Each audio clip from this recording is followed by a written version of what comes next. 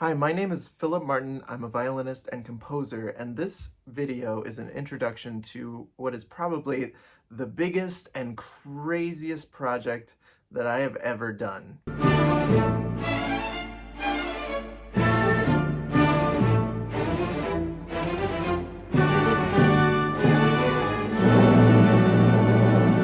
Toward the later half of quarantine, I was sitting around trying to find something to do with my time and trying to find some inspiration to keep going and practicing the violin every day.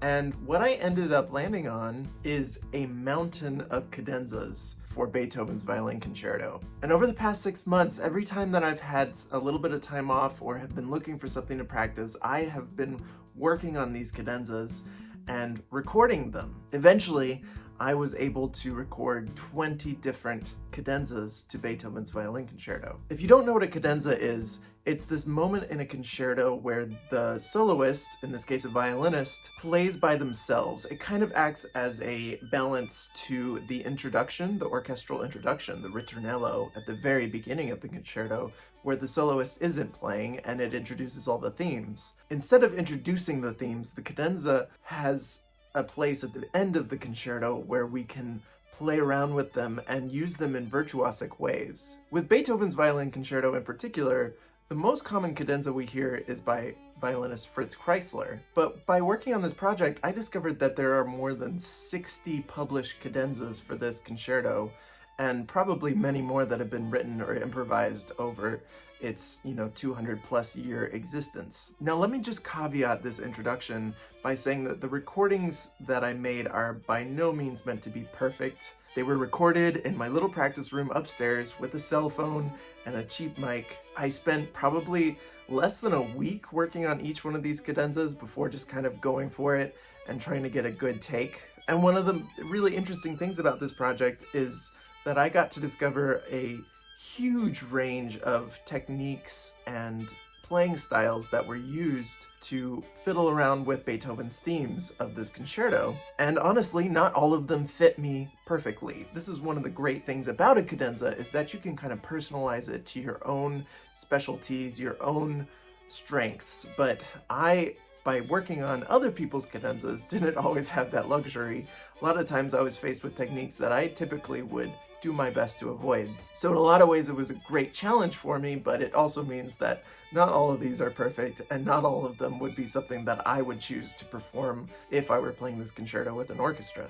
And like I said, this is not even a third of all of the published cadenzas for this piece. So this was a huge mountain to tackle, and I did pick and choose a little bit which cadenzas to include in this project. So how did I choose which ones to play and which ones not to? Well, we're really just looking at the first 100 years or so of the concerto's history. It was written in 1806, and the last cadenza that I worked on was published in 1917. And we're especially focusing on the years 1854, when the very first cadenza for this piece was published, to 1917. I collected a lot of these cadenzas either from IMSLP or this Bärenreiter edition by Martin Wolfhorst, which has a lot of really great cadenzas in it that are edited beautifully. And what I'm going to do is I'm going to release these cadenzas over the course of 3 weeks, starting on Monday, July 5th, 2021, so that we can kind of go on a journey through these cadenzas together. There are a few notable abstentions from this list of cadenzas, especially those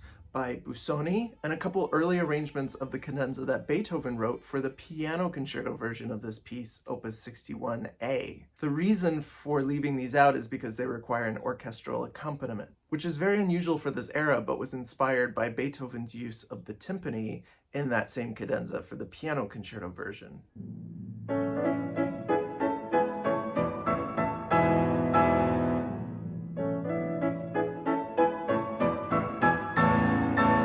I should also say that the tradition for writing cadenzas for this piece is far from over.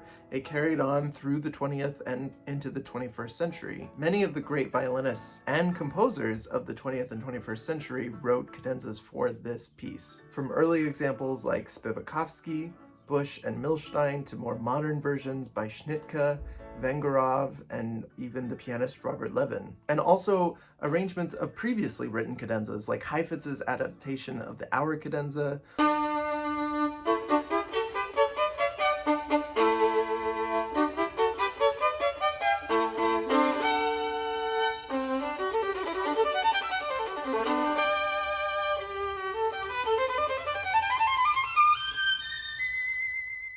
or Patricia Kopinskaya's version of the Beethoven Piano Concerto, Cadenza.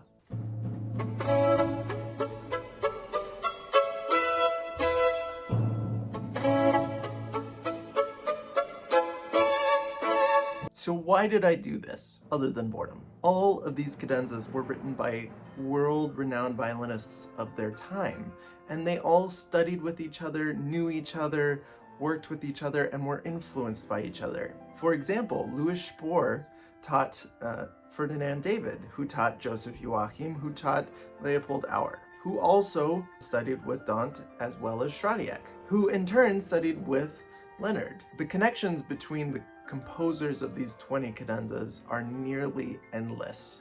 Learning and hearing these cadenzas really showcases how all of these composers and violinists influenced each other and led violin technique into the 20th century. I think that if you listen from beginning to end of this project, you will hear a natural development of violin technique and violin virtuosity. These cadenzas provide a unique documentation of the era just before recordings became prevalent. And to me, that is totally priceless. The other purpose for putting these cadenzas out there is to inspire future cadenza writers and performers. When I first learned the Beethoven Violin Concerto, I had only heard the Chrysler cadenza, and I kind of thought that's all there was. And when I found out that there were other options at that time, I started exploring them and quickly became completely overwhelmed. At the same time, I was underwhelmed with how many other players actually used any other cadenza, which made me come to the obvious conclusion that, well, the Chrysler must be the best one out there because everybody plays it. But after exploring all of these cadenzas, I am no longer convinced of that. And I would really love to provide an opportunity for other violinists to be inspired to